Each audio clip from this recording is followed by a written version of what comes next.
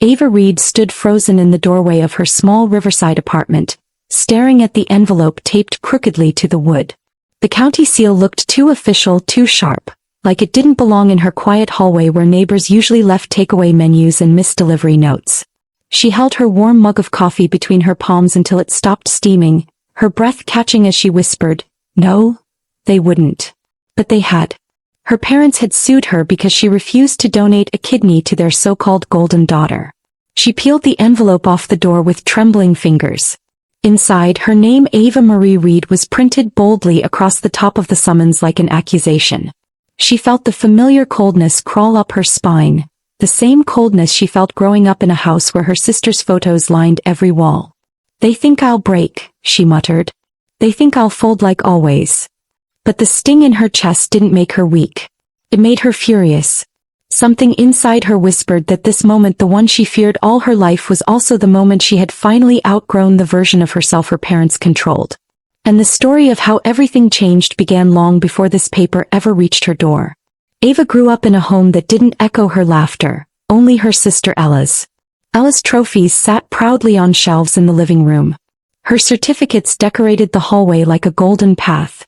But Ava's drawings? Her medals? They were stuffed in a kitchen drawer under old bills no one paid attention to. She remembered asking once, "Why don't you hang any of my pictures?" Her mother, Paula, didn't even look up. She waved her hand and sighed, "Ava, please. Don't start." Her father, Tom, hid behind his newspaper and added, "Be more like Ella." She was born shining. 14-year-old Ava stood there with her hands clenched, feeling invisible. That night she knocked on their door and said, voice small, "I feel like I don't belong in this family." Tom didn't look up from his paper. Ella snickered, whispering, "You're just jealous." Paula sighed again, like Ava had ruined a peaceful evening. That was the night Ava understood. Her parents didn't see her. Not then. Probably not ever. By the time Ava turned 29, she had built a life of her own, small but peaceful.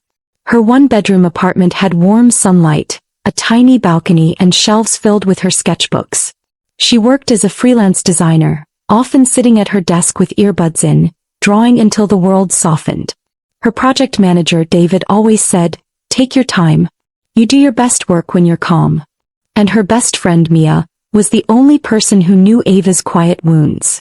One Tuesday evening, Ava's phone rang. It was her mother. Paula's voice was clipped and dramatic, the way it got whenever she wanted something. "Your sister is in the hospital," she announced. The words punched through Ava's chest.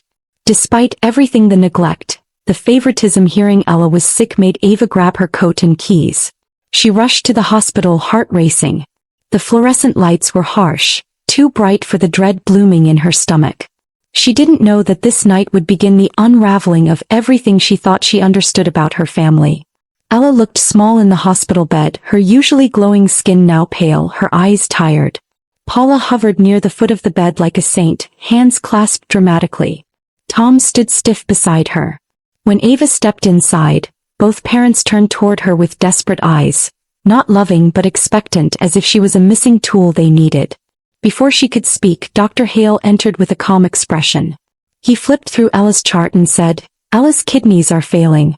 We tested the family." He paused, looking directly at Ava. "There's only one match. And it's you, Ava." The room fell silent. Tom didn't hesitate. He didn't ask how Ava felt. He didn't ask about risks. He only barked, "So when can she schedule the surgery?" Ava froze. I haven't agreed to anything yet," she said quietly. Paula's eyes widened with disbelief. "Risks? Your sister is dying." Ava swallowed hard. "I need to talk to my doctor first." Tom scoffed loudly. "Most people wouldn't think twice." Ava thought most people weren't raised like I was. Over the next few days the pressure exploded. Her parents called back to back. Paula left long voicemails full of trembling guilt. Tom showed up at her apartment twice, pounding the door like a debt collector. Ava sat with Mia on her couch one afternoon, phone buzzing nonstop. Mia listened to Paula's latest message. "If you love us, you will do this. Don't make us beg," and shook her head. "They don't see you as a person," Mia said quietly. "They see you as a solution." Ava whispered, "They think I'll break." Mia took her hand. "You won't." The next morning, Ava met her doctor, Dr. Rowan, who explained the surgery risks gently. When she asked about alternatives, he replied, surprised, "Dialysis is still very viable. We recommended it months ago." Ava frowned. Did she do it? Dr. Rowan sighed. She refused. Several times. Ava stepped outside the clinic into the cool air, feeling a truth hit her like a weight. Ella wasn't out of options. Her parents simply wanted the easiest fix. Her. Ava didn't answer her father's call after stepping out of the clinic. She watched the screen light up again and again until the battery drained, but she refused to pick up. Every ring stirred an old fear. Fear of disappointing them, fear of being punished, fear of being called ungrateful. But every time she let it ring, something inside her straightened. She wasn't a scared child anymore. 2 mornings later, there was a loud knock at her apartment door. When Ava checked through the peephole, Paula stood outside in her neatly pressed blazer, the one she wore during serious conversations. Ava opened the door only a crack, but Paula pushed her way in. "Enough," Paula snapped. "We need to talk." She walked through the apartment with judgment in her eyes. "Your sister is running out of time," she said softly, almost sweetly. Ava took a breath. "Mom, dialysis is still an option." "I know that now." Paula's face changed instantly. "Dialysis is suffering. Why would you let your sister suffer when you can fix this?" Ava whispered, "Because it's my body. And I get to choose." Paula glared. "You're being selfish." Ava didn't flinch. "I have been everything but selfish my whole life." Paula pointed toward the door. "If you walk away from this, don't expect to be part of this family anymore." She slammed the door behind her, leaving Ava in silence. That night, Ava sat on Mia's couch with her knees pulled up to her chest. Mia slid a warm cup of tea into her hands and said softly, "Your parents are treating you like a resource, not a daughter." Ava stared at the floor. "They keep saying I'm her only hope," she whispered. "But Ella refused treatment. She refused dialysis." Mia nodded. "Then that's on her, not you." Ava's eyes filled with tears she didn't let fall. "I think I know what I have to do." The next morning, Ava walked back into the hospital alone. Ella was awake, scrolling through her phone. She looked up, hopeful. "You're here," she said. "So you're going to do it?" Ava shook her head slowly. "No, Ella. I'm not." Ella's face hardened. "You're letting me die?" Ava swallowed. "No. You're refusing to help yourself. Dialysis is still there. You just don't want it." For the first time, Ella's confident expression cracked. She turned away, blinking hard. Ava felt something inside her shift, guilt, sorrow, and strength all tangled together. When she walked out of the hospital room, she felt the old Ava fall away. 3 days later, the summons slipped under Ava's apartment door before sunrise. She nearly tripped over it. At first she thought it was a flyer, but one look at the county seal made her heart stop. "No," she whispered. "They wouldn't." But they had. Her parents sued her for emotional distress and reckless endangerment. Ava sat down on the floor, the papers shaking in her hands. She felt a familiar ache build in her chest, but she refused to cry. Mia rushed over minutes later. She crouched beside Ava, scanning the document. "They've completely lost it," Mia said. "Ava, they're using the law as another weapon." Ava took a deep breath. "They think this will break me." Mia looked at her firmly. "So what are you going to do?" Ava wiped her face. "Fight." The next day, Ava met with HarperCollins, not the author, but a sharp lawyer with a calm voice and sharp eyes. Harper flipped through the lawsuit, shaking her head. "They have no case. Zero. But they're counting on pressure. They're counting on your fear." Ava nodded. "They always counted on that." Harper closed the file. "Let's make sure they regret it." News spread faster than Ava ever imagined. Someone leaked part of the lawsuit, maybe a relative, maybe a neighbor who loved drama, and suddenly headlines exploded online. "Selfish daughter refuses to save dying sister." "Family in crisis." Ava's inbox flooded with strangers calling her heartless. Some clients even canceled projects, worried about negative attention. But hidden in the noise were quiet messages from people who had faced similar family pressure. Those messages were small lifelines in a very dark sea. The morning of the court hearing, Ava walked into the courthouse wearing the calmest expression she could manage. Cameras snapped. Journalists shouted questions. Harper walked beside her with steady confidence. Inside, Ava's parents sat stiffly, Paula in pearls, Tom with his jaw clenched. Ella sat behind them wrapped in a blanket, avoiding Ava's eyes. When the judge entered, the room quieted as if someone pressed mute. Harper began with calm clarity. Your Honor, my client never agreed to surgery. She agreed only to testing. Organ donation must be voluntary. No pressure. No coercion. Ava kept her hands folded tightly in her lap, waiting for her family's next performance. Their attorney painted a dramatic picture, Ella moments from death, Ava cold and unfeeling. But their performance began to crumble when the witnesses took the stand. Dr. Rowan spoke confidently about the risks Ava faced. This surgery is major, he said, with long-term consequences. Paula glared at him as if he had betrayed her personally. Then Dr. Hale stepped up. He looked tense, shifting from foot to foot. Dialysis was recommended months ago, he said. It was refused several times. A loud gasp ripped through the courtroom, Paula clutching her chest like she'd been stabbed. Tom muttered angrily under his breath. Ella stared down at her hands. The judge leaned forward. Is it your medical opinion that the defendant caused the plaintiff's decline? Dr. Hale shook his head firmly. No. The decline is due to untreated condition. A heavy silence fell. Harper rose slowly. Your Honor, this case is not about saving a life. It is about control. She stepped aside and nodded. Ava stood up, heart pounding. I didn't refuse out of cruelty, Ava said softly. I refused because I was pressured into something life-changing. I'm allowed to protect my body. I'm allowed to say no. When she finished, the courtroom was so quiet she could hear her own breathing. The judge took her time reviewing the files, tapping her pen thoughtfully against her notes. The room felt heavy, like everyone was holding one breath. Ava kept her eyes on her hands, repeating silently, I did the right thing. I did the right thing. Finally, the judge lifted her gaze. This case, she said, has no legal merit. A faint murmur rose from the benches. Organ donation cannot be forced. The plaintiffs acted out of emotional pressure, not lawful reasoning. She set the papers down.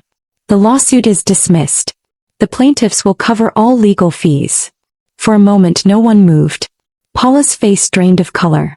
Tom looked like someone had pulled the floor from under him. Ella blinked slowly, clearly shocked. The silence cracked when journalists rushed out of the courtroom. Ava stayed seated, stunned. Harper leaned close and whispered, You did it. Ava felt something she hadn't felt in years, relief that didn't hurt, freedom that didn't demand anything in return. Outside the courthouse, microphones and cameras swarmed. Paula snapped, No comments, as she pushed past reporters. Tom followed, shoulders tight. Ella walked slower, wrapped in her blanket like the weight of everything finally sank in. Ava stepped outside last. Reporters rushed toward her, calling her name, asking how it felt to win against her own family. Harper raised her hand firmly. No questions today. They walked to the car as flashes lit up the air. When Ava finally closed the car door, the noise faded. She let out a long, shaky breath. I feel like I've been underwater for years, she whispered. Harper nodded. And today you came up for air. That night, Ava sat on Mia's sofa eating soup from a mug, wrapped in a soft blanket. The two women watched the news quietly. Some headlines were harsh, some softened by the truth that came out in court. Mia nudged her. You didn't just win, she said. You reclaimed your life. The weeks that followed brought a strange calm. Ava returned to her design studio and found a few clients waiting with quiet apologies. We misjudged you, one woman said. We're glad you're okay. New clients emailed saying they admired her courage. For the first time in her life, Ava felt seen, not because of what she could give, but because of who she was. Yet the silence from her parents' house in Riverside was loud. Paula and Tom stopped hosting neighborhood gatherings. Their volunteering organizations quietly distanced themselves. Friends avoided them, whispering about coercion and legal embarrassment. Ella stayed out of the public eye entirely. Ava didn't celebrate their downfall. She simply let the distance remain, like a door finally shut on a storm that had raged too long. One afternoon, Ava opened her mailbox and saw an envelope with Ella's handwriting. She nearly threw it away, but something in her chest tugged. Inside, the letter wasn't long, just a page, but every sentence carried weight. I'm sorry, Ella wrote. I'm sorry for the lawsuit. I'm sorry for the years I took up all the space. I'm sorry for letting Mom and Dad shape me into someone who believed everything should bend for me. She went on to explain that she had started therapy, that she was trying to understand the person she had become. I don't expect forgiveness, Ella wrote. I'm just acknowledging the truth. Ava read the letter twice, hands trembling. She didn't cry. She didn't tear it up. She folded it neatly and placed it in her drawer. She wasn't ready to respond, but she wasn't ready to erase her sister either. As spring warmed the city, Ava poured her energy into her work. Her sketchbooks filled with new designs, softer lines, brighter colors. Clients complimented her glow, not knowing that she was learning to breathe again. On weekends, she and Mia walked to the riverside pier, sipping iced drinks and talking about anything except the past. One evening, as they watched boats drift across the water, Mia said, "You know, you're the strongest person I know." Ava laughed quietly. "I don't feel strong. I just feel tired." Mia nudged her shoulder. "Strength doesn't always feel strong. Sometimes it just feels like choosing yourself." Ava looked at the water and murmured, "Then maybe I finally did." Still, healing wasn't instant. There were days Ava woke up with knots in her stomach, remembering the courtroom or the knocks at her door. Some mornings she questioned whether setting a boundary had really been worth all the pain. But every time she placed her hand on her side, the place where a surgical scar would have been, she reminded herself, "My future matters too." One rainy afternoon, David from work called her. "We want you to lead a new project," he said. "Clients love your style." Ava sat at her desk absorbing the words. For so long she had believed she was second best, an afterthought. Hearing that she was chosen simply for her talent felt like sunlight breaking through clouds. Meanwhile, the story that once painted her as selfish slowly changed public tone. A journalist published a deeper piece, highlighting how coercion often hides behind the word family. Comments shifted. Mothers, sisters, sons, strangers all wrote variations of the same message. "Thank you for speaking up. I wish I had." Ava never responded publicly, but she read every message quietly. It reminded her that she hadn't just fought for herself, she had stood for anyone who had ever been guilt-tripped into sacrificing something that wasn't theirs to give. One evening, as Ava closed her studio, her phone buzzed. A message from an unknown number. "This is Ella. I'm starting dialysis tomorrow. Thought you should know." Ava stared at the screen for a long moment. No manipulation. No guilt. Just truth. He typed slowly, "Thank you for telling me." She didn't add more. He didn't need to. Healing wasn't a race, it was a quiet process, step by step. Months passed. Ava's life grew steadier, warmer. She decorated her apartment with new plants, bought herself a soft rug she'd always wanted, and finally framed one of her own drawings, a beach sketch she made at 19. For years she had waited for her parents to hang her art on a wall. Now she hung it herself, right above her workspace.